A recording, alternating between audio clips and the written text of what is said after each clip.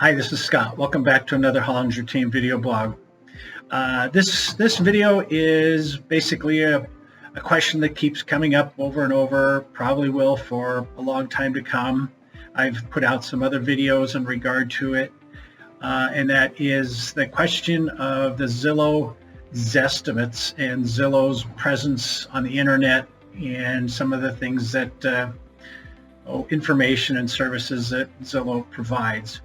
They have a page in their website somewhere. It's buried down in there a bit, but it does a kind of a state-by-state reliability percentage of their Zestimate values, because they have admitted that they are not the most accurate. And then they started out venturing into buying and selling their own real estate. So they've created a little bit of, I guess you'd call their own real estate company. Well, I shouldn't say a little bit, it's been pretty substantial.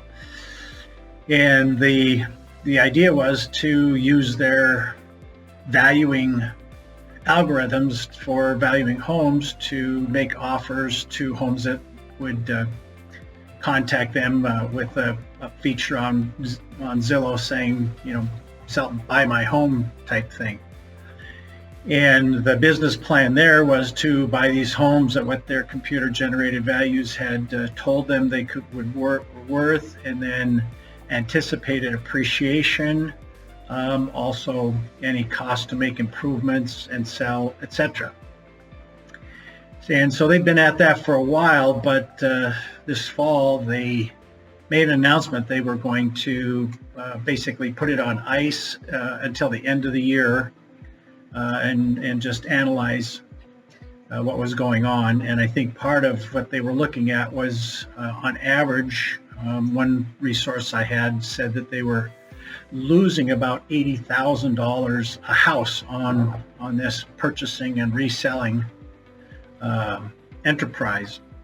Fairly recently, then they announced that plan, that whole branch of their operation, was going to be basically abandoned and no longer offered or pursuing, and in some circles it's called the iBuyer platforms, where there's companies that will offer to buy your home cash, kind of almost like sight unseen type of thing, other than they have access to pictures and things like that. So that caused quite an uproar and a lot of interesting things, and probably a lot of you have seen some of that, where Zillow's stock went down 25%, which kind of followed in line with about 25% of their employees being laid off.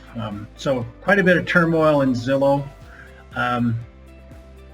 And again, I just kind of circling back to the whole Zestimate platform, or the Zestimate information that's provided, is we've always talked about it not being extremely reliable, and I think that kind of the history now has proven that that's not a great metric compared to a human being that has the ability to keep the pulse of the market and understand the pulse of the market and the conversations of people, both buyers and sellers that are out there in the market. So I thought I'd just pass that along, that interesting change in the industry there, and probably more news to come.